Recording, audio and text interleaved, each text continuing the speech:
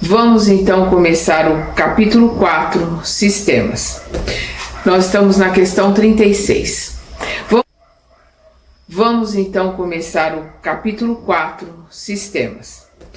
Nós estamos na questão 36. Vamos entender o que são esses sistemas. O Kardec publicou, aqui no Livro dos Médiuns, as ideias e os sistemas que foram criados pelos antagonistas, pelos adversários da doutrina espírita. Então ele colocou cada sistema que foi criado, cada colocação que foi criada para dizer que os espíritos não existem, para ir contra a doutrina dos espíritos. Então o Kardec foi colocando, mostrando cada uma e colocando como faltava estudo, falta bom senso, falta uma análise mais profunda, e algumas delas são risíveis, são ridículas, Então a gente precisa entender que esses sistemas foram criados pelos antagonistas. E o Kardec coloca aqui para mostrar como eles são falhos, sem sentido e principalmente sem estudo e profundidade. Quem os colocou não conhece, não analisou, não estudou, que foi o que o professor Hippolyte fez, estudar a fundo. Então vamos lá. Quando os estranhos fenômenos do espiritismo começaram a se produzir, ou, por melhor dizer, se renovaram, voltaram, porque eles sempre existiram desde que o mundo é mundo, ou, por melhor dizer, se renovaram nesses últimos tempos, o primeiro sentimento que despertaram foi o da dúvida sobre a sua própria realidade e ainda mais sobre a sua causa. Quando foram averiguados por testemunhos irrecusáveis e pelas experiências que cada um pôde fazer, sucedeu que cada um os interpretou à sua maneira, segundo suas ideias pessoais, suas crenças ou suas prevenções.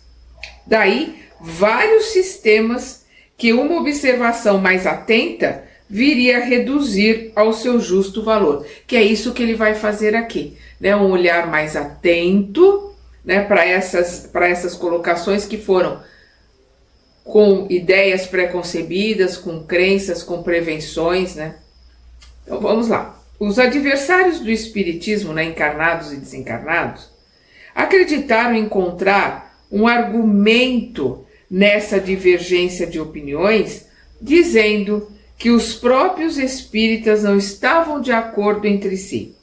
Era uma razão bem pobre se reflete que os passos de toda a ciência nascente são necessariamente incertos, até que o tempo haja permitido colecionar, reunir e coordenar os fatos que podem fundamentar a opinião.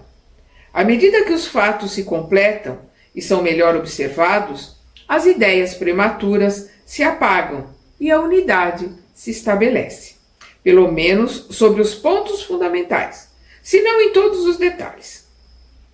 Foi o que ocorreu com o espiritismo. Não podia escapar à lei comum e devia mesmo, por sua natureza, se prestar mais do que toda outra coisa à diversidade de interpretações. Pode-se mesmo dizer a esse respeito, foi mais rápido do que outras ciências mais antigas. A medicina, por exemplo, que divide ainda os maiores sábios. E quando a gente coloca aqui ainda, nós estamos falando de 1800, e esse livro é 1858, 59, porque 57 foi o Livro dos Espíritos, esse é o segundo livro que o Kardec coloca. Na ordem metódica, para seguir a marcha progressiva das ideias, convém colocar na frente aqueles que se podem chamar de sistemas de negação, quer dizer, os dos adversários do espiritismo. Refutamos suas objeções na introdução e na conclusão de O Livro dos Espíritos. Nós temos aqui no canal essa introdução e a conclusão do Livro dos Espíritos, onde ele refuta os adversários. Assim como na pequena obra intitulada O que é o Espiritismo, é um opúsculo, uma obra bem pequena que o Kardec lançou também, logo depois do Livro dos Espíritos. Seria supérfluo voltar a fazê-lo aqui. Limitar-nos-emos a lembrar em duas palavras os motivos sobre os quais se fundam.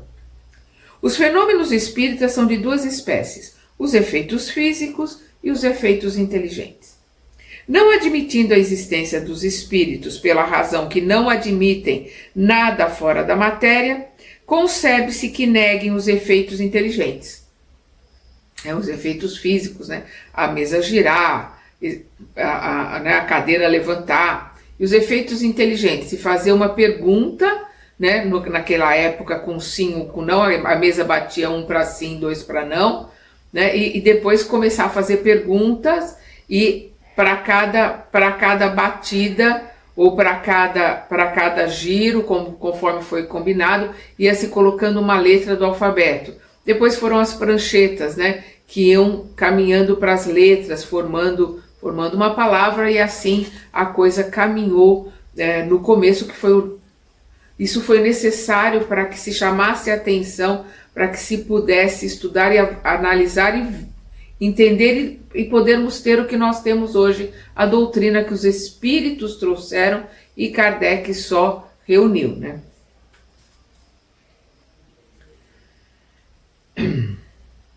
Quanto aos efeitos físicos, eles os comentam sob seu ponto de vista e seus argumentos podem se resumir nos 4 sistemas seguintes. Então ele vai colocar aqui 4 sistemas dos antagonistas, né? E que, como eles quiseram explicar as mesas girantes, o que acontecia, o que acontece com os médiuns, não querendo admitir que haja espírito. Essa que é a questão. Eles querem dar uma explicação e fugir da ideia de que haja espírito.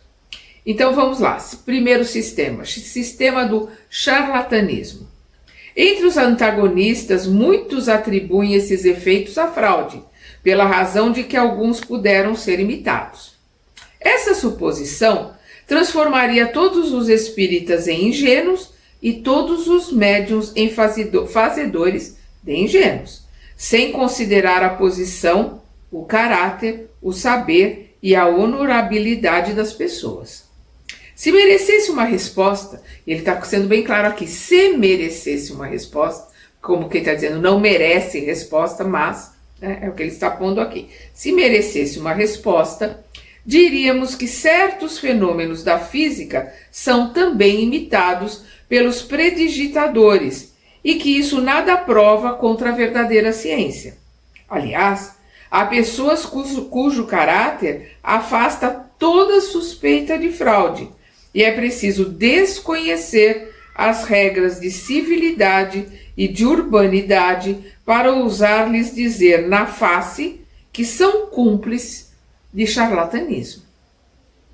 Em um salão muito respeitável, um senhor supostamente bem educado, tendo-se permitido uma reflexão dessa natureza, a dona da casa lhe disse, abre aspas, Senhor, uma vez que não estáis contente, vosso dinheiro será devolvido à porta, fecha aspas. E com um gesto, fê-lo compreender o que tinha de melhor a fazer. Dir-se-á por isso que nunca houve abuso? Seria preciso para o crer admitir que os homens são perfeitos. E isso nós não somos. Estamos longe de ser. Então sempre houve enganadores, sempre houve charlatões em todos os sentidos, na física, na ciência, na matemática, na medicina. Quantos charlatões, quantas enganações, quantos remédios, né, que não servem para nada, infelizmente até hoje, que são vendidos. Seria preciso para o crer admitir que os homens são perfeitos. Perdão. Abusa-se de tudo, mesmo das coisas mais santas. Por que não se abusaria do espiritismo? Mas o mau uso que se faz de uma coisa não pode pré-julgar nada contra a própria coisa. O controle que se pode ter alcança a boa-fé das pessoas e os motivos que as fazem agir. Onde não há especulação, o charlatanismo nada tem a fazer. Então aqui ele está concluindo o primeiro sistema.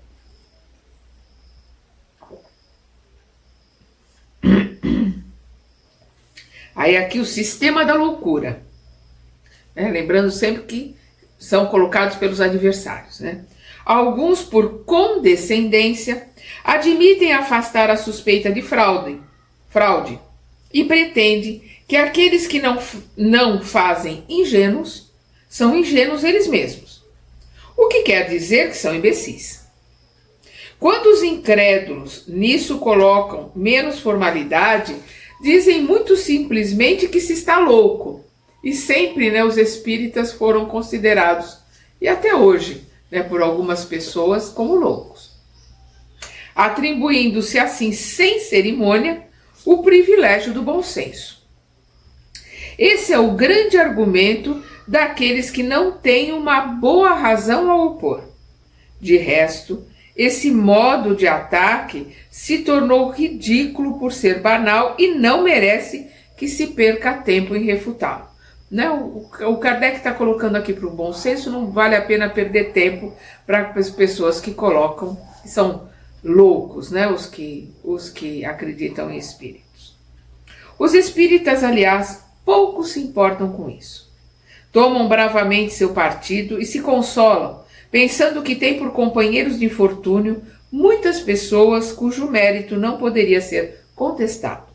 É preciso, com efeito, convir que essa loucura, se loucura há, tem um caráter bem singular, que é o de atingir de preferência a classe esclarecida, entre a qual o Espiritismo conta até o presente a imensa maioria dos seus adeptos. A maioria das pessoas que estavam ali na sociedade espírita, né, que é como o Kardec chamava ali a reunião, chamava o grupo Sociedade Espírita Parisiense, eram todos intelectuais, né, filósofos, professores, cientistas, eram basicamente intelectuais que estavam ali estudando junto com o professor Hippolyte, estavam trabalhando para entender e para descobrir. Nós temos ali Camille Flammarion, nós temos outros cientistas, né, e professores famosos da época, né, que se dedicaram ao estudo. William Crookes, né, o Sir Conan Doyle, que é o escritor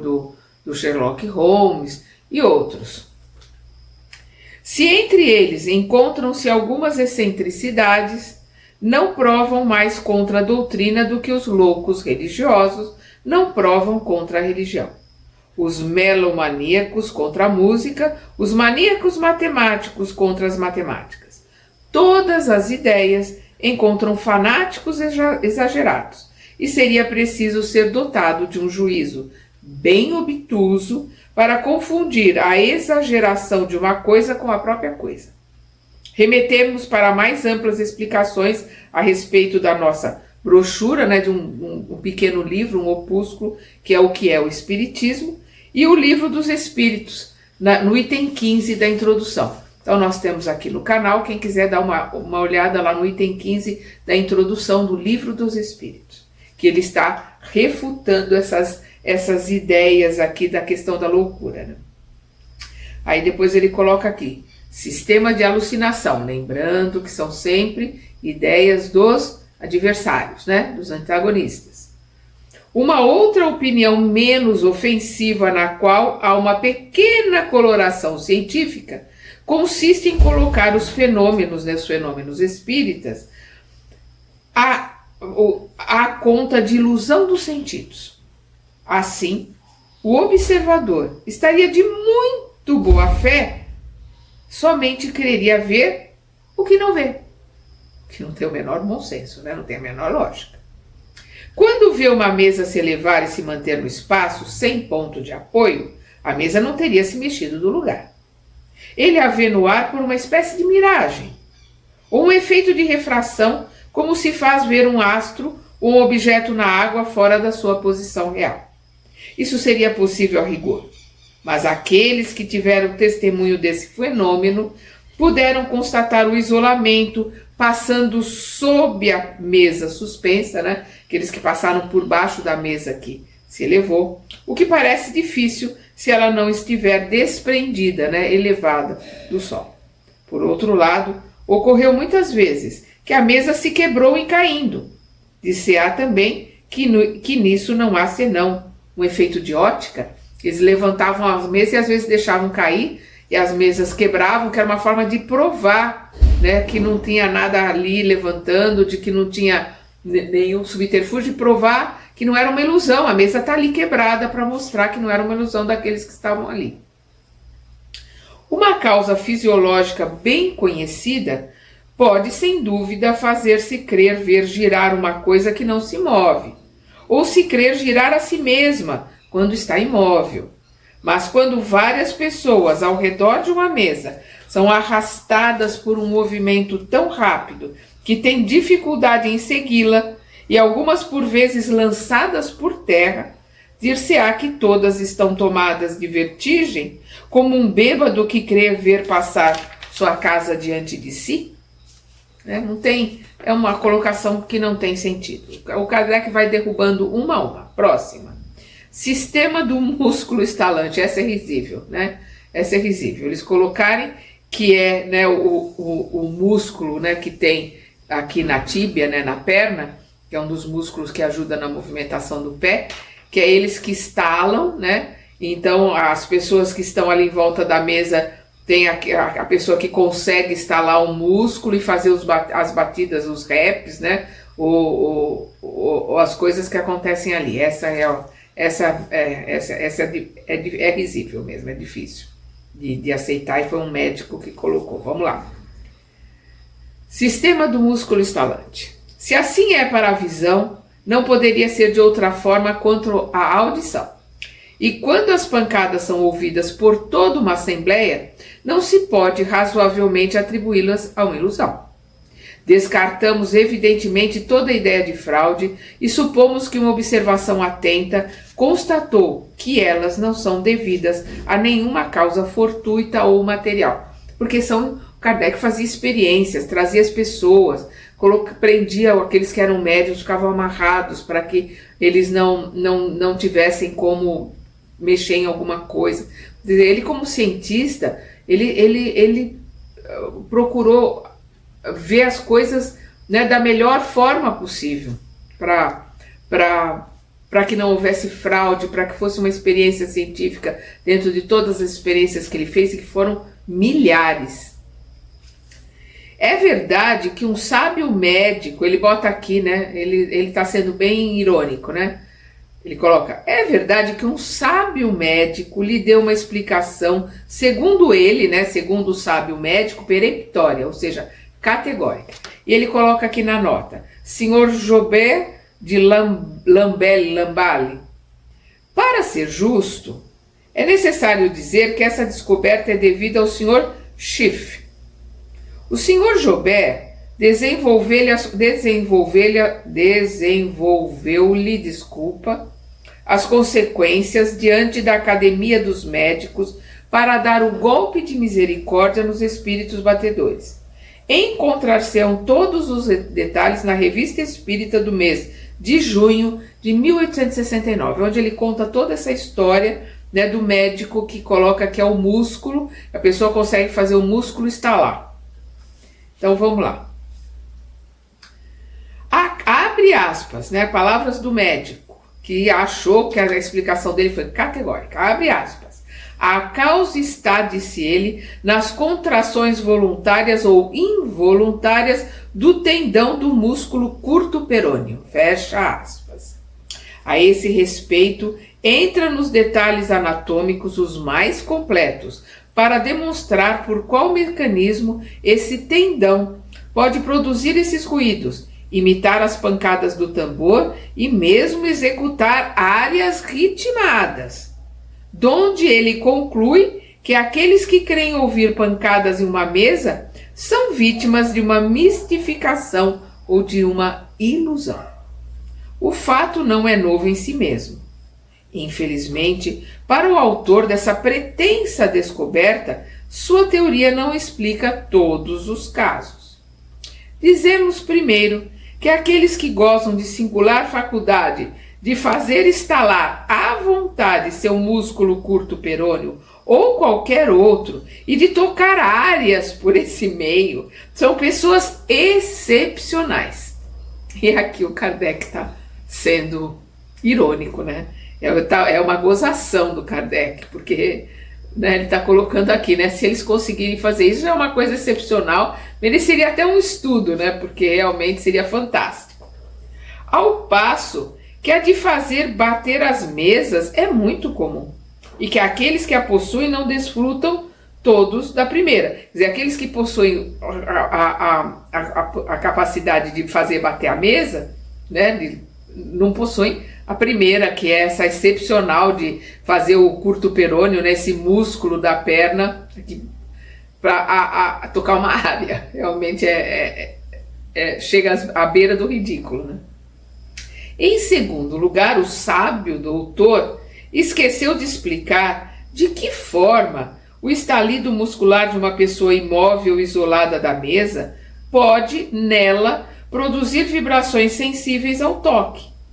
Como esse ruído pode repercutir a vontade dos assistentes nas diferentes partes da mesa, nos outros móveis, nas paredes, no forro, etc. Como, enfim, a ação desse músculo pode se estender a uma mesa que não se toca e fazer movê-la.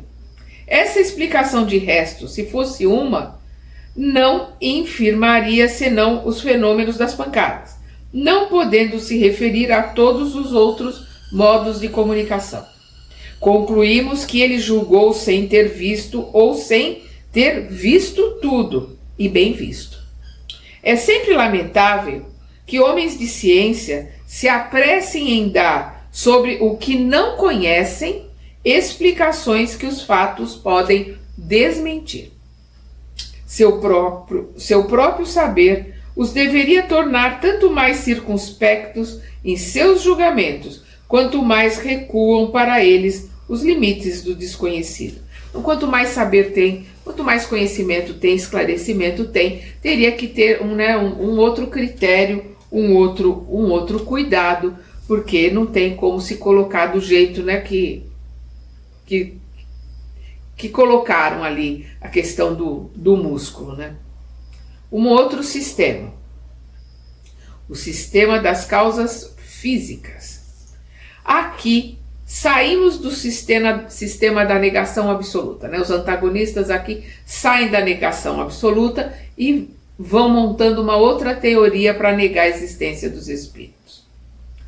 A realidade dos fenômenos estando averiguada, o primeiro pensamento que veio naturalmente ao espírito daqueles que os reconheceram foi o de atribuir os movimentos ao magnetismo, à eletricidade ou à ação de um fluido qualquer. Em uma palavra, a uma causa toda física e material. Vamos lembrar que, né, Mesmer era muito estudado naquela época, Kardec estudou a questão do magnetismo, né, as teorias e as colocações que o Mesmer trouxe.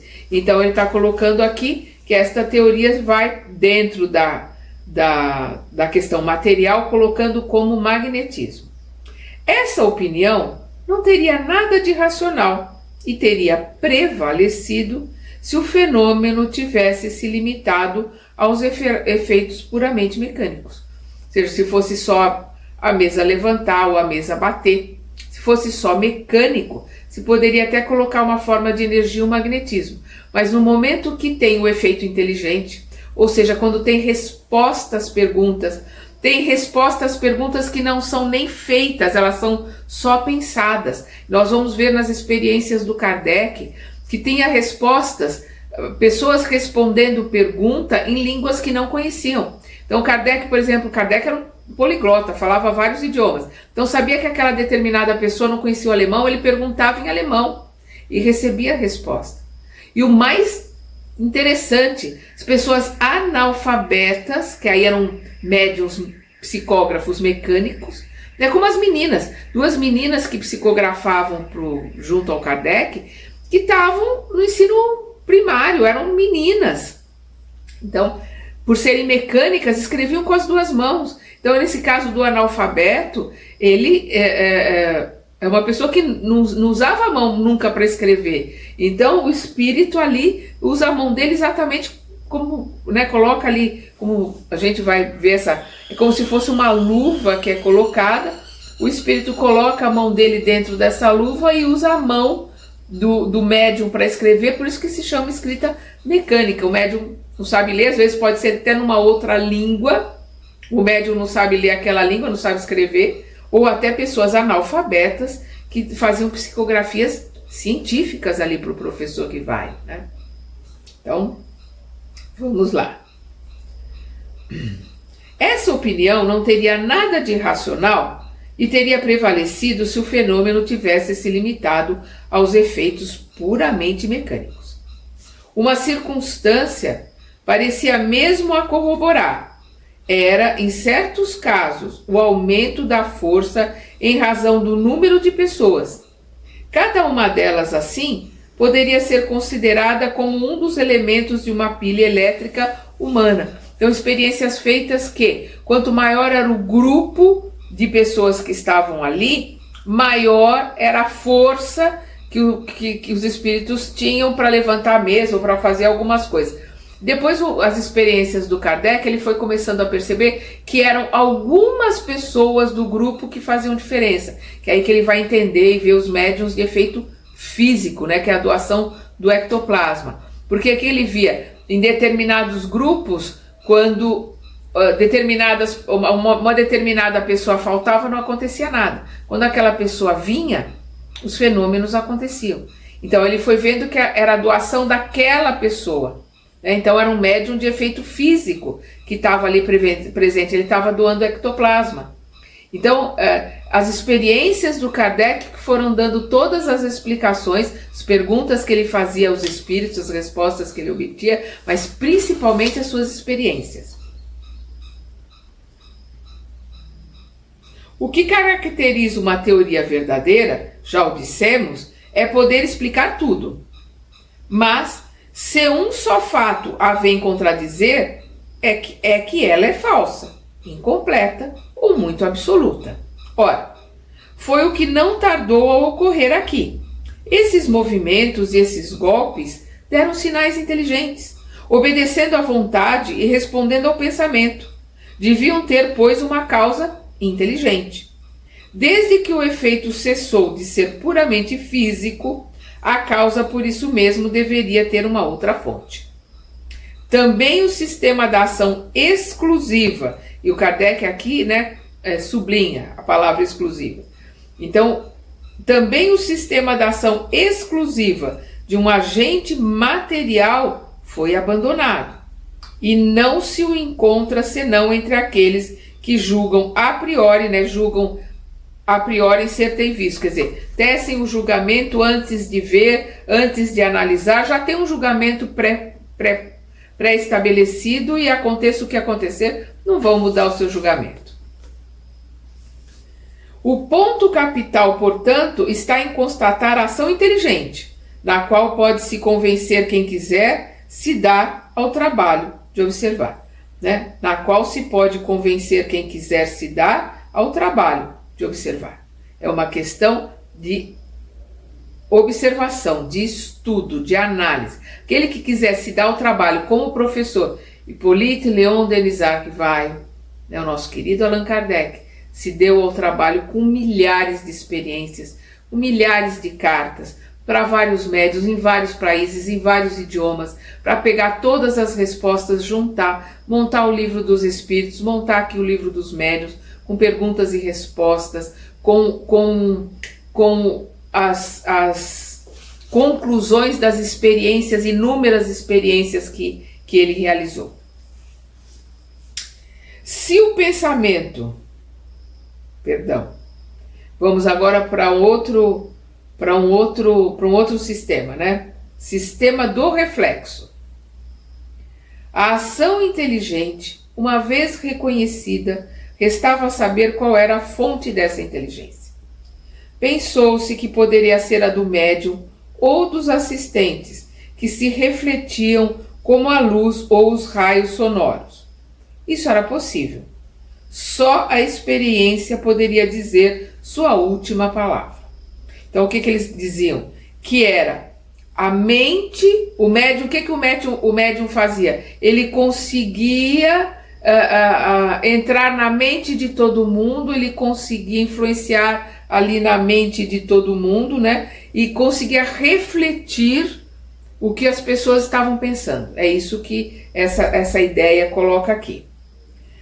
Aí ele coloca, isso era possível. Só a experiência poderia dizer sua última palavra. Mas primeiro, notemos que esse sistema já se afasta completamente da ideia puramente materialista. Para que a inteligência dos assistentes pudesse ser produzida, aliás, para que a inteligência dos assistentes pudesse se reproduzir por via indireta, era necessário admitir no homem um princípio fora do organismo.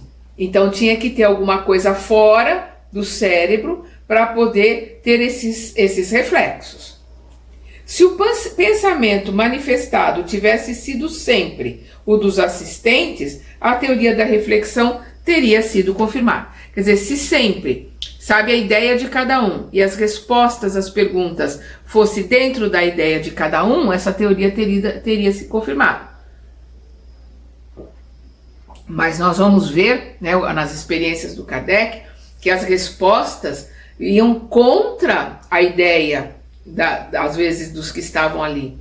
Às vezes vinham respostas de um nível intelectual, de uma observação ou de um conteúdo que fugia do conhecimento daqueles que estavam ali. É isso que o Kardec vai mostrar para esses antagonistas que criaram esse sistema do reflexo. Se o pensamento manifestado tivesse sido sempre o dos assistentes, a teoria da reflexão teria sido confirmada.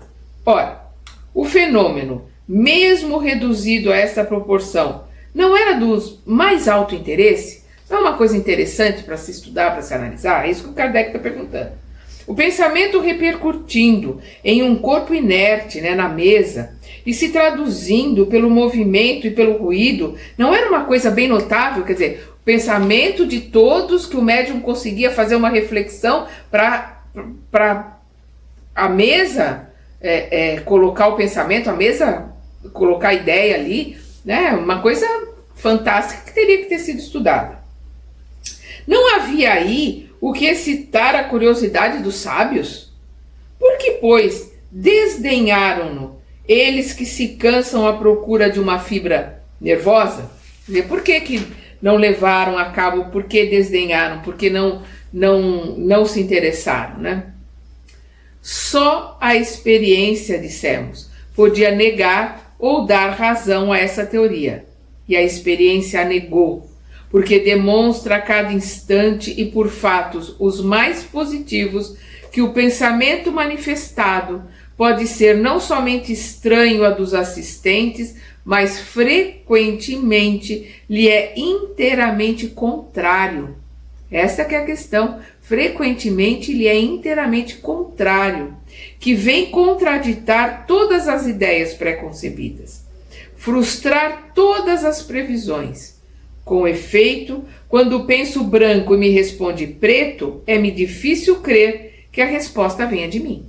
É óbvio, né? Porque se está completamente diferente daquilo que se pensa, apoie-se em alguns casos de identidade entre o pensamento manifestado e o dos assistentes. Mas o que isso prova, senão que os assistentes podem pensar como a inteligência que se comunica? Não se disse que devem ser sempre de opinião oposta. Não tem que ser sempre contrário. Quando na conversação o interlocutor emite um pensamento análogo, né, parecido ou igual ao vosso, direis por isso que ele veio de vós? Bastam alguns exemplos contrários, bem constatados, para provar que essa teoria não pode ser absoluta. De que forma, aliás, explicar, pela reflexão do pensamento, a escrita produzida por pessoas que não sabem escrever? Aquilo que eu estava falando, os analfabetos que psicografavam, né? As respostas da mais alta importância filosófica obtidas por pessoas iletradas, as que são dadas a perguntas mentais, né? Que as perguntas não eram nem formuladas, só pensava na pergunta e recebia a resposta. Ou numa língua desconhecida do médium, né? Como eu coloquei aqui do Kardec, saber que a pessoa não tinha nem o menor conhecimento de uma língua, como ele era poliglota, ele fazia a pergunta naquela língua que ele sabia que a pessoa não tinha esse conhecimento. Ou numa língua desconhecida do médium, e milhares de outros fatos que não deixam dúvida sobre a independência da inteligência que se manifesta. A opinião contrária não pode ser senão o resultado de um defeito de observação, né? Uma falta, né, de um critério melhor de observação, um defeito, né? É uma situação pré-concebida, querendo achar um jeito de poder eliminar a colocação de que são os espíritos que estão ali se comunicando. Se a presença de uma inteligência estranha está provada moralmente pela natureza das respostas, o está materialmente pelo fato da escrita direta, quer dizer, da escrita obtida espontaneamente, sem caneta nem lápis, sem contato, e não obstante todas as precauções tomadas para se garantir de todo o subterfúgio, né, de toda a farsa, que é quando as pessoas se reúnem e fecham um papel dentro de um envelope, todo mundo lacra ali, assina aquele envelope, ele fica lacrado, e depois da reunião abre-se o envelope e tem uma psicografia ali. Então se manifestou ali a tinta, né, a caneta e o espírito inteligente que escreveu. É a escrita direta. Então é o que ele está colocando aqui. Não tem, então, como se não for uma questão dos espíritos realizarem esse trabalho, não tem como se explicar na escrita direta. O caráter inteligente do fenômeno não poderia ser posto em dúvida. Portanto, há outra coisa além da ação fluídica. Demais disso, a espontaneidade do pensamento manifestado, fora de toda expectativa, de toda pergunta proposta, não permite ver nele um reflexo dos assistentes, né? Que seja ali um reflexo do que todo mundo está pensando, é o que vai aparecer escrito ali. Não tem sentido isso. O sistema do reflexo é bastante descortês em certos casos, né? Aqui o Kardec está sendo, de novo, né? Vamos colocar assim, jocoso, né? Porque ele está...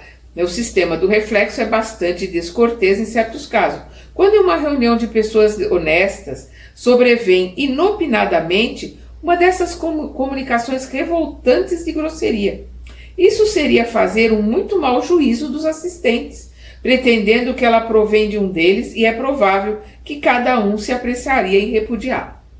E aqui ele coloca uma nota de ver o Livro dos Espíritos na sua introdução, no item 16 da introdução do Livro dos Espíritos. Nós temos aqui no canal. Aqui nós vamos ver um outro sistema, o sistema da alma coletiva. É uma variante do precedente, quer dizer, é uma variante desse sistema do reflexo, né, que é o reflexo do coletivo ali. Aqui eles vão colocar como uma variante, desse reflexo coletivo, né? Segundo esse sistema, só a alma do médium se manifesta, mas se identifica ela com a de várias outras presentes ou ausentes e forma um todo coletivo, reunindo as aptidões, a inteligência e os conhecimentos de cada um. Então, que a alma do médium se junta ali com a alma de todo mundo, com as suas aptidões e com a sua inteligência. Ainda que a brochura, né, aquele pequeno livro onde essa teoria está exposta, seja intitulada A Luz. Foi escrito um livro, né, como ele coloca uma brochura, é um opúsculo, é um livro pequeno. O livro se intitula A Luz, ele faz uma nota de rodapé aqui. Ele coloca aqui: comunhão, a luz do fenômeno do espírito, mesas falantes, sonâmbulos, médiuns, milagres, magnetismo espiritual, poder da prática da fé, por ematirpse, uma alma coletiva escrevendo por intermédio de uma prancheta. Então ele coloca ali que as almas se reúnem, se transformam numa alma coletiva e que vai escrever ali através das pranchetas. Perdão. Então vamos voltar aqui.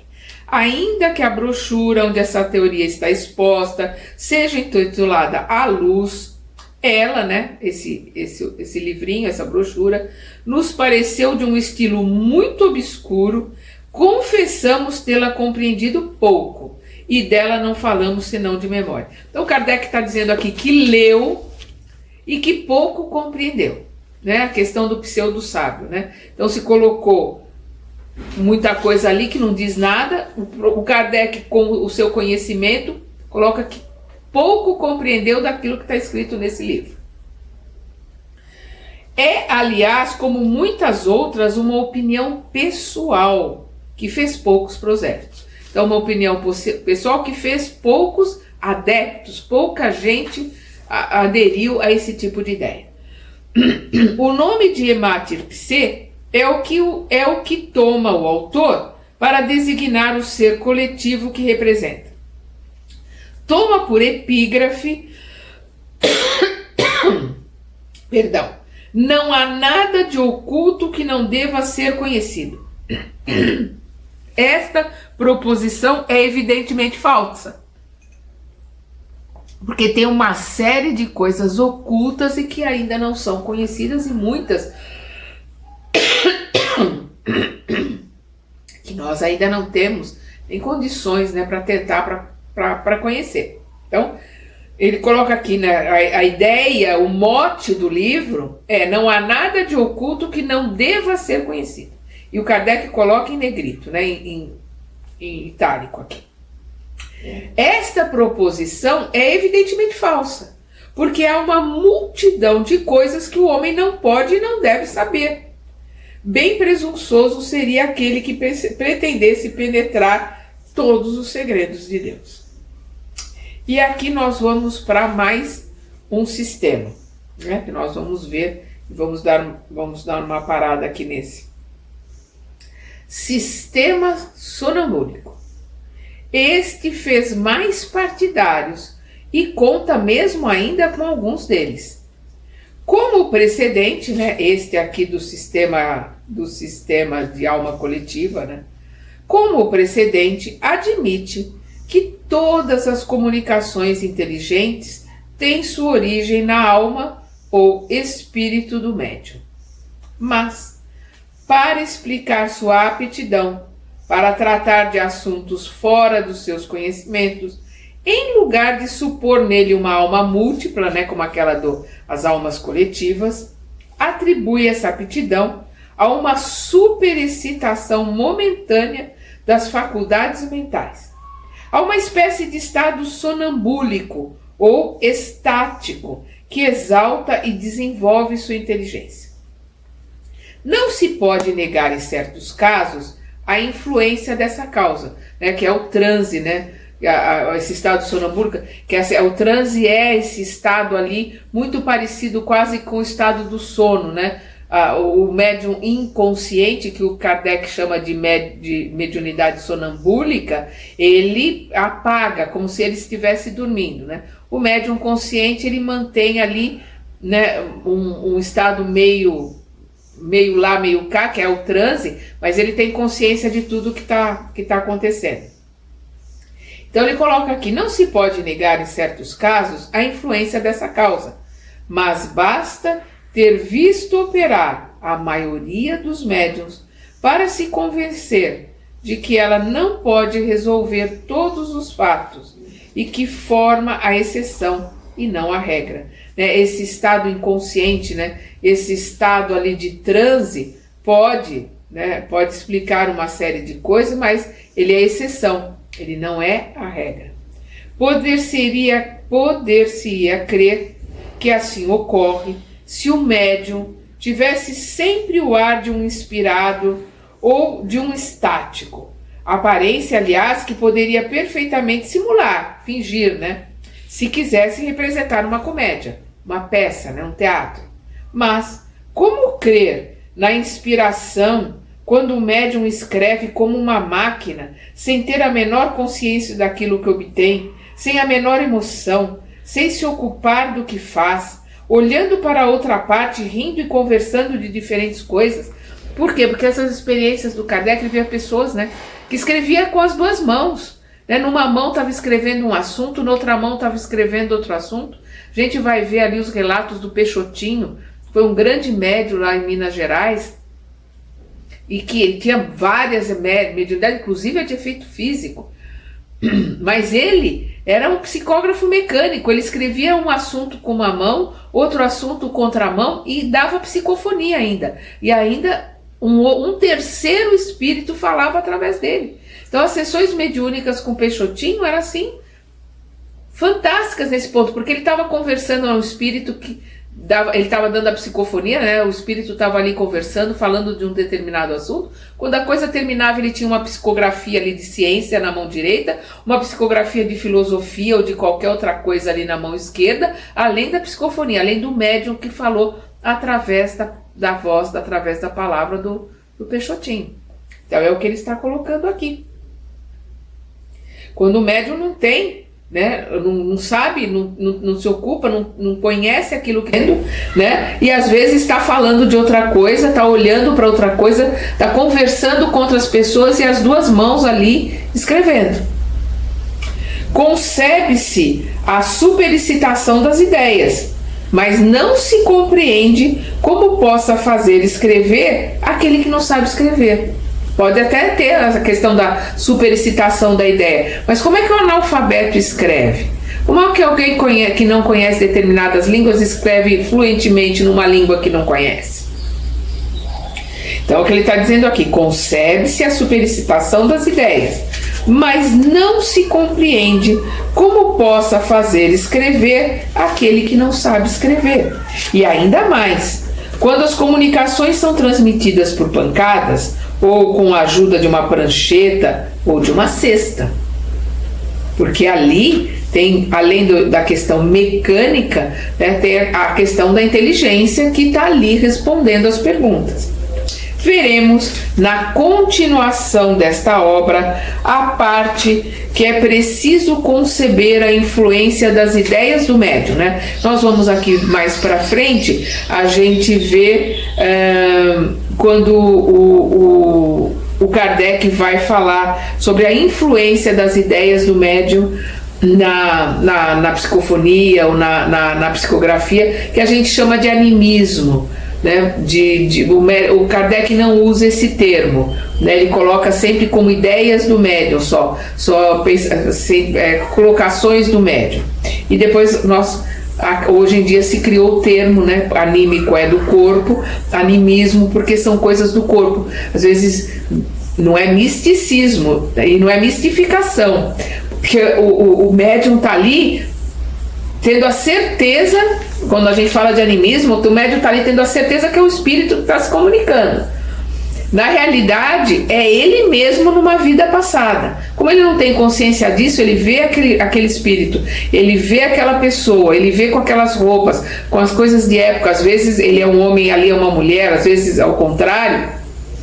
Mas os videntes, aqueles médiuns que estão ali, o doutrinador mais sensível, vê que não tem nenhuma manifestação espiritual ali. Então a coisa tem que ser colocada, o animismo tem que ser todo tratado, tem que ser todo colocado, porque o médium, nessa colocação do animismo, ele precisa ser ouvido, ele precisa ser tratado como qualquer irmão precisa ser tratado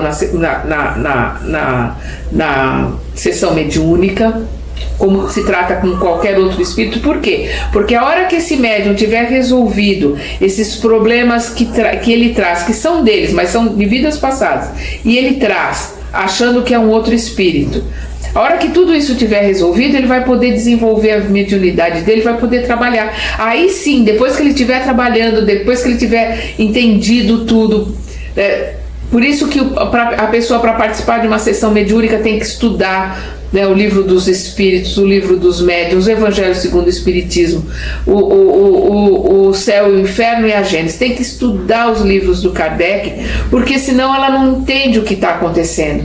né, e vai fazer besteira. Porque aí esse médium que todo mundo está vendo ali que é uma questão anímica, mais lá na frente, a hora que ele estiver bem resolvido, estiver trabalhando, estiver pleno de suas consciências, ele pode falar: você lembra quando você estava falando de fulano, que você recebia esse fulano assim, assim? Aquilo era anímico, aquilo é uma colocação sua de uma vida passada, mas isso só pode ser colocado quando ele tiver todo o entendimento e essa situação tenha sido resolvida e tratada.